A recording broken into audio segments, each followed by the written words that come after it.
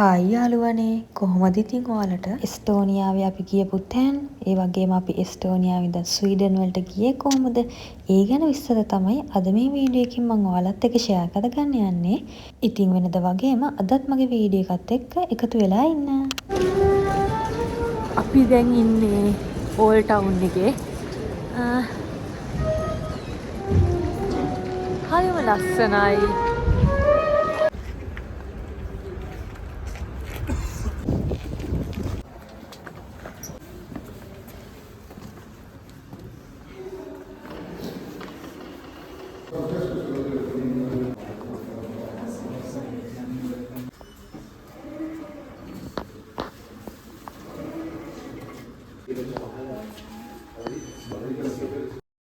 ටලින් old town එක කියන්නේ මම දැකපු ලස්සනම ඕල්ඩ් ටවුන් වලින් එකක්. ඒ වගේම තමයි ඕල්ඩ් ටවුන් එක පුරාවටම ගල් අල්ලපු පාරවල් තමයි අපිට බලා ගන්න පුළුවන් වෙන්නේ. ඒ වගේම ලස්සන ආකිටෙක්චර් එකක් තියෙනවා. මේකට පුළුවන් මේ තියෙනා වගේ 0.5 සෙන්ට් දාලා මෙන්න මේ එකක් ගන්න. ඇතුළට දාලා මේක කැරකෙව්වහම මේ වගේ හැදිලා එනවා මේ EST කියන ස්ටෝර් එක.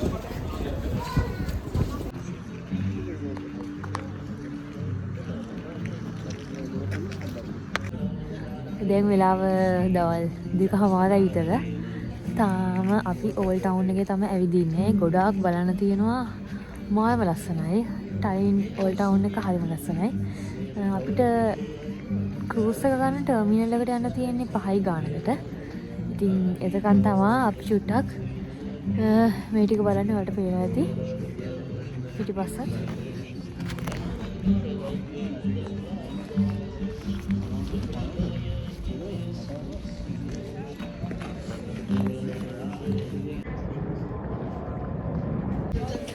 එස්ටෝනියාවේ මේ දවස්වල ටෙම්පරේචර් ගණන් නියමයි සුපිරි.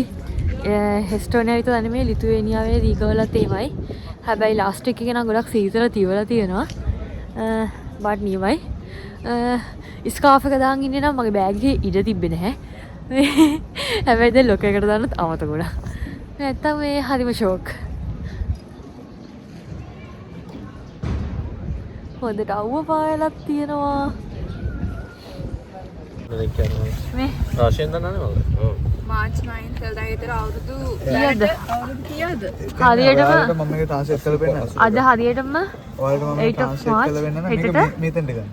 කොච්චරද අවුරුදු? මල්ල හදන්න බලන්න. 81. අවුරුදු 81ක්. 81කට කලින් මෙතන තිබ්බ ඔක්කොම houses bomb කරලා තියෙනවා.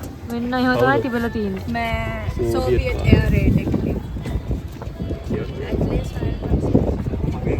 ඉතාමත් ලොකු ඉතිහාසයක් තියෙන ටලින් සිටි එක බල යන ගමන් අපිට මේ අයිස්ක්‍රීම් ෂොප් එක හම්බුණා. ඉතින් එතන තියෙන මෙනු එක දැක්කම ගොඩක් ආස හිතුණා. ඉතින් අපිත් හිතුවා මෙතනින් අයිස්ක්‍රීම් එකක් අරන් බලන්න.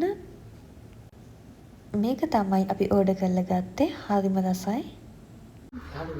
මං ආවා අපේ අම්මට සුවනි එකක් ගන්න. මම හිතන්නේ ගොඩක් ට්‍රැවල් කරන අය මේක කරන දෙයක්. එයාලා යන රටවල් වල මැග්නට් කලෙක්ට් කරන එක. ඉතින් අපේ අම්මා හරි ආසයි ඒකට. මම යන්නේ කොහෙද? මම ට්‍රැවල් කරන්නේ කොහෙද? අනිවාර්යෙන් ඒ රටින් මම මැග්නට් එකක් අරන් අම්මට පුළුවන් වෙලාවල් වලට මම ඒක යවනවා. දැනටමත් ගොඩක් ඒවා යවලා තියෙනවා. අන්තිම දවස්වල ට්‍රැවල් කරපු රටවල් ටිකේ තමයි තාම මට යවන්න බැරි වුණේ. ඉතින් අම්මා හරි ආසාවෙන් ඒ ටික එකතු කරලා ගෙදර තියාගෙන ඉන්නවා. අපි දැන් කෑවා. දැන් අපි ලොක එකට දාපු අපේ බෑග්ස් ටික අරගෙන ටක් ගාලා යන්න ඕනේ ක්‍රූස් එක තියෙන ටර්මිනල් එකට. දැන් ඇවිත් ඉන්නේ ට්‍රිප් එක එන්න ගොඩක්ම හේතු වුණු යන්න ගොඩක් ආසාවෙන් බලන් හිටපු ගමනකට තමයි. ඒ තමයි එස්ටෝනියාවේ ටලින් සිටි එකේ ඉඳලා ස්වීඩන් ස්ටොක්හෝම් වලට යන එක. අපි ක්‍රූස් එකක තමයි යන්නේ. ඉතින් ওই විදිහට තමයි අපි චෙක් ඉන් වෙන්න ඕනේ මුලින්ම. good මේ තාකා කරේ වොයින් පාසෙත් මේ අපේද මේ දෙකත් අපේද බලන්න මොනවද කියන්නේ මේ void Okay, kau benar mana? This one. Mana mage tiket? This one.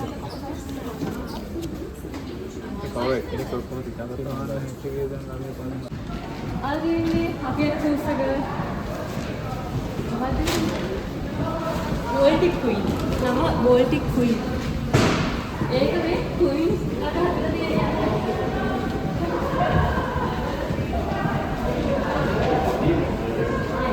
අතනින් වාහන දාලා ගෙනියන්න පුළුවන් අද ඒරියකින්. ඉතින් ඔය මම පෙන්නුවත් වගේම පල්ලෙහාට පුළුවන් වාහන දාන්න සහ උඩ තමා පැසෙන්ජර් කැබින්ස් ඒ හැමදේම තියෙන්නේ. සෑහෙන ලොකු ක්‍රූස් එකක්. ඉතින් මොනවද ඇතුලේ තියෙන්නේ කියලා මම ඔයාලට ඉස්සරහදී පෙන්නන්නම්. අපි ක්‍රූස් එකට ඇතුල් වෙද්දිම ඔය වගේ අපේ ටිකට් එකයි අපේ ID එකයි චෙක් කරලා බලනවා.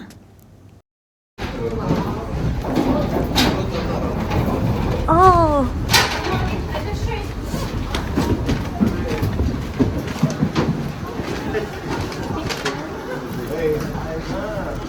Thank you.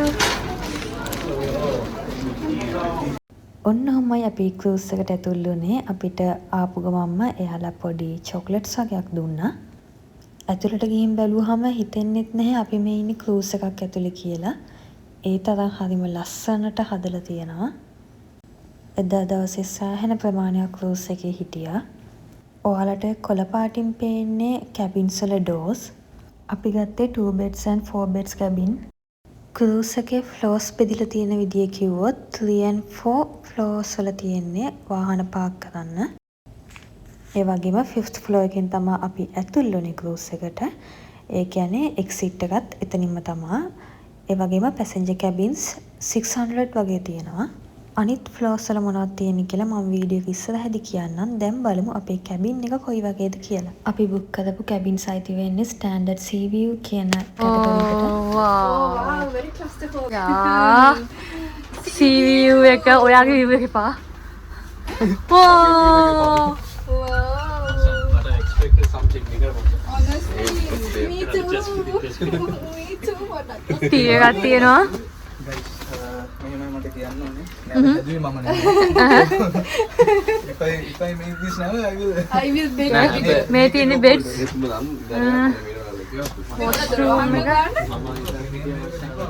වොෂ්රූම් එක තියෙනවා. ඕ අඟෝ බලන්න. පුළුවන්. ඉඩක් තියෙනවා.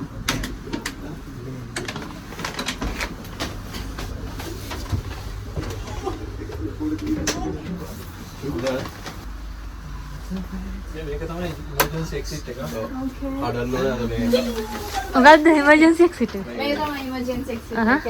අර බස් වල වගේ තියෙනවා කොයි හරි අර මේ ඇත්තටම emergency exit මේක තියෙනවා. මෙන්න තමයි අපේ බෙඩ්ස් තියෙන්නේ. එක බිමට වැටුන කරන්න දෙයක් නැහැ. මේ පැත්තේ තියෙනවා. මෙතන ටිකක් තියෙනවා. ඒක ඇතුළට බහලා මෙන්න මේකෙන් පොඩ්ඩක් මේව කරගන්න. ඔව් ඒක තමයි උදේට වැටෙන්නේ. වැටෙන්නේ. උඩ නිදාගන්න උඩ නිදාගන්න මම බිම නිදාගන්නේ. අපි බයයි. ගර්ල්ස් ඔයගොල්ලෝ යනවද ඔයාලගේ කාමරේ?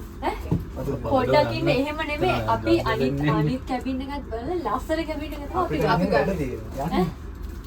අපි පොඩ්ඩක් chill එකක් දාලා කොල්ලෝ ටික personal talks ටිකක් දාලා personal talks. එහෙනම් අපි දාගන්න යනවා. අපිත් දාලා අපි talk කරනවා. අපි එනම් ගිහලා බලමු අනිත් කැබින් එකත් කොයි වගේද කියලා. දෙවෙනි කැබින් එකත් කලින් කැබින් එක වගේමයි වෙනසකට තියෙන්නේ මේක 2 beds කැබින් එකක්. දැන් මම කියන්නම් අනිත් ෆ්ලෝර්ස් වල මොනවද තිබ්බේ කියලා. 6th floor එකේ තමයි reception එක තියෙන්නේ. ඒ වගේම තමයි සුපර් මාකට් එක, cosmetic gift and toys ඒ වගේ shops, bar areas වගේ දේවල් තමයි තියෙන්නේ. ඒ වගේම 7th floor එකේ තමයි සියලුම restaurant එක තියෙන්නේ සහ children's play area එකක් ඒ වගේ දේවල් තියෙනවා. 6 and 7 කියන ෆ්ලෝර්ස් වල කිසිම පැසෙන්ජර් කැබින් එකක් නැහැ.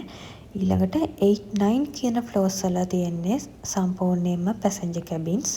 ඒ වගේම ලාස්ට් ෆ්ලෝර් එකේ කියන්නේ 10th ෆ්ලෝර් එකේ තිබ්බේ සන්ඩෙක් සහ ඉබිත්සා ඩිස්කෝ කියන ප්ලේසස් දෙක. Listen to Titanic song. but this is Baltic too. Not Titanic. Cruise එක යන්න ගන්නකම් අපි කට්ටිය පොඩ්ඩක් කතා කර කර හිටියා. ඊට පස්සේ අපි ගියා සන්සෙට් එක බලන්න.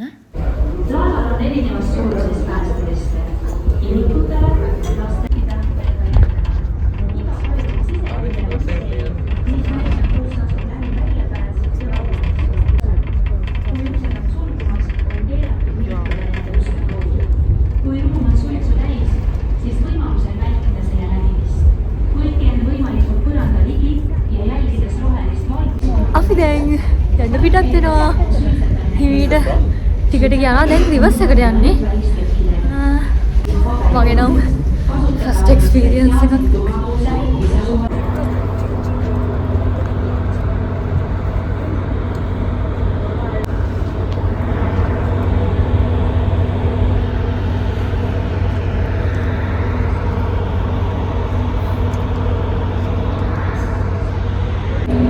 අම්මෝ නියමයි මාද වාසයි දැන් චුට්ට යන ගමන් කට්ටිය ෆොටෝස් ගන්නවා මොකද සන්සෙට් එකත් පේනවා කොහොමද කට්ටියගේ කමෙන්ට්ස් රියැලිටි කොහොමද ඔයගොල්ලෝ වතුරට පැන්නම් ගිරිනවා කියලා අසලිසන ආපු වෙලාව ඉඳන් හැමි මොනවද මොකද කිලුනාම කොහොමද බේරෙන්නේ ලයිෆ් ජැකට්ස් ලයිෆ් බෝට් එකට කොහොමද යන්නේ දැන් මයි මල්ලයි ඉස්සරහට ගිහින් මෙහෙම කරන් ඉන්න ඕනේ ඊපස්සේ ඊට පස්සේ අපි පොඩ්ඩක් බහැලා බලනවා වතුර සීතලද.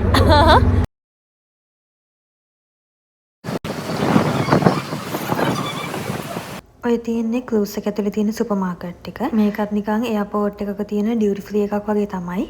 විශේෂයෙන්ම ගොඩක් අය මේ ක්‍රූස් වල යන්න එනවලු ලිකර්ස් එහෙම ගන්න මොකද සෑහෙන අඩු හින්දා.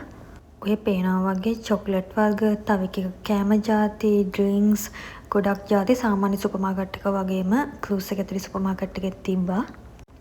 මනුල ළඟ ඩිස්කවුන්ට් කාඩ් තිබ්බ හින්දා අපි ගන්න ඒ වලිනුත් අපිට ගොඩක් වෙලාවට 50% 10% ඒ වගේ පවා ඩිස්කවුන්ට් හම්බුණා. ඉතින් ඒක අපිට ගොඩක් වාසියක් වුණා මේ ක්‍රූස් එකේ බඩු ගද්දි. මම ඔයාලට කිව්වා අපිට මේ ක්‍රූස් එකෙන් ගොඩක් අඩුවට බඩු ගන්න පුළුවන් කියලා විශේෂයෙන් ලිකර්ස්. ඔයාලට ඔය පේන ග්‍රීන් ලේබල් බොටල් එකේ ඔරිජිනල් ප්‍රයිස් එක යුරෝ 61ක් වෙනවා. හැබැයි අපිට ඩිස්කවුන්ට් එක යුරෝ 20 ගානට ගන්න පුළුවන්. ක්‍රූස් එකේ සුපර් මාකට් එකෙන් දැනට ගත්ත බඩු ටික. මේක තමයි ක්‍රූස් ප්‍රෝග්‍රෑම් එක. ඉතින් අදාළ ටයිම් එකට කොහෙද තියෙන ලොකේෂන් එකත් එක්ක එයාලා හැම ෆ්ලෝ එකකම ඩිජිටල් ස්ක්‍රීන් එකක මේක දාලා තියෙනවා. ඔයාලට පේනවා ඇති එස්ටෝනියාවේ ස්වීඩන් වල ෆ්ලෑග් එක දාලා ඒ අදාළ රටේ ටයිම් එකට ඒක ෂෙඩියුල් කරලා තියෙන්නේ. මොකද රටවල් දෙකේ ටයිම් ගැප් එක තියෙනවා 1 hour. ඊට පස්සේ ලෑස්ති වෙලාද යන්න හදන්නේ මුලින්ම තියෙන ඉවෙන්ට් එක බලන්න. ක්‍රූස් එක ගත්ත ටර්මිනල් එක ළඟ තිබ්බ shopping mall එකකට ගිහින් තමයි ටක් ගාලා මම ඇඳුමක් සිලෙක්ට් කරලා අරගත්තේ. ඉතින් ඔන්නම තමයි අපි දෙන්න ලෑස්ති වුණේ.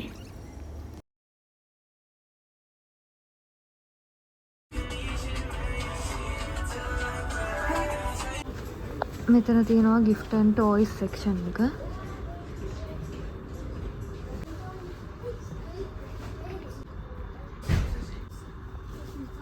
මෙතන section එක උගනහම තියෙන්නේ cosmetics.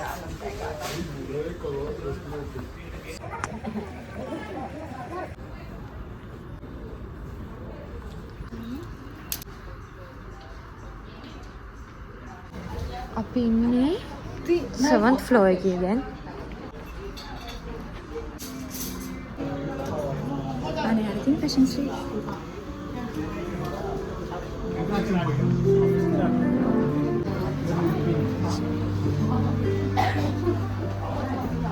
ඕ අපි නිකන් සිටි එකක ඉන්නවා වගේ. සිටි එකක ඉන්නවා වගේ ඔක්කොම තියෙනවා.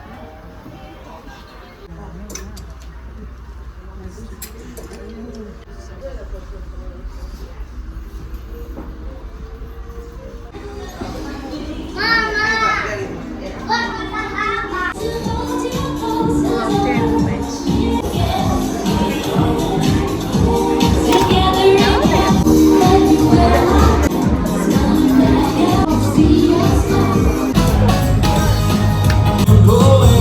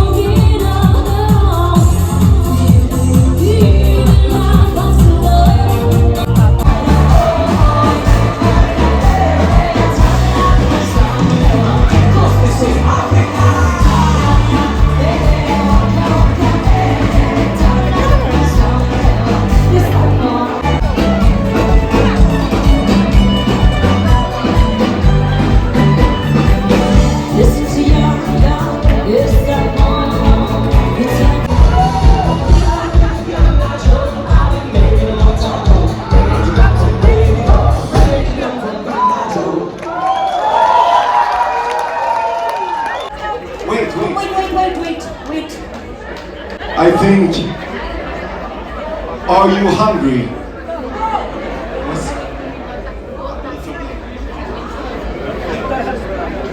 Maybe you're thirsty because we have a big bottle of sparkling wine.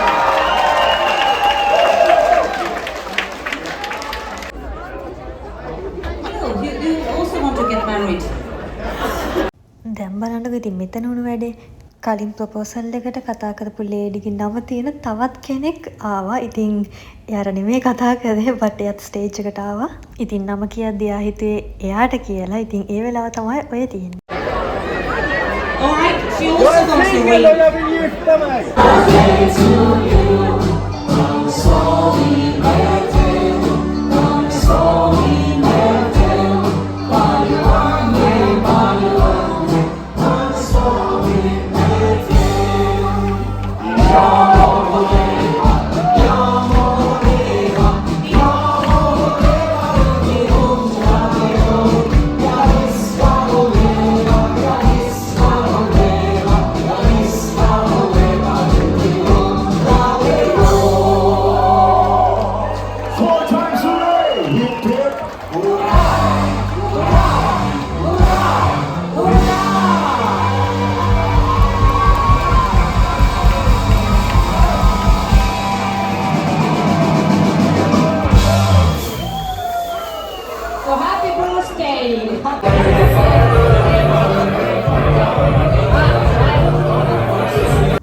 පැය 17ක ගමනකින් පස්සේ දැන් ওই ස්ටොක්හෝම් වලට ලං වෙලා තියෙන්නේ.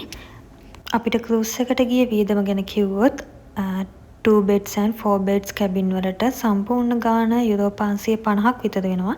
හැබැයි අපි ළඟ ඩිස්කවුන්ට් කූපන් තිබ්බ හින්දා අපිට යුරෝ 118ක් තමයි සම්පූර්ණ වියදම විදියට ගියේ. කැබින්ස් වලට විතරයි කන්න බොන්න ඒවා සුපර් මාකට් වලට ගියපු වියදම් නැතුව.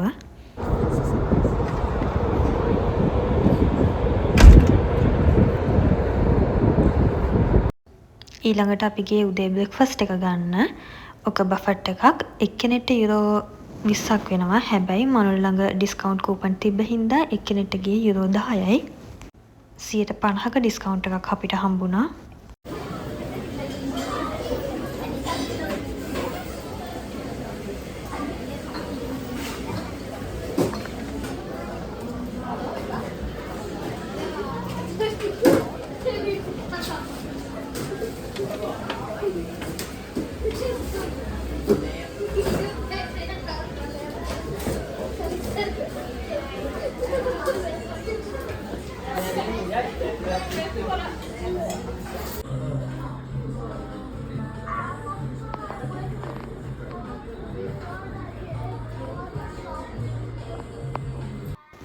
පැය 17ක ගමනකින් පස්සේ දැන් අපි ක්‍රූස් එකෙන් බහින්න තමයි හදන්නේ.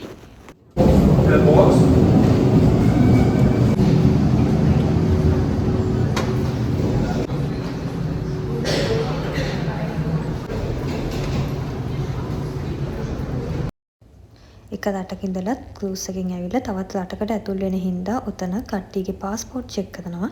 හැබැයි අපේ නම් પાස්පෝර්ට් චෙක් කරේ නැහැ. මොකද කට්ටිය වැඩි හින්දා අපිව යවුවා. ඉතින් මේ තමයි අපේ ෆයිනල් ඩෙස්ටිනේෂන් එක ස්වීඩන් ස්ටොක්හෝම්.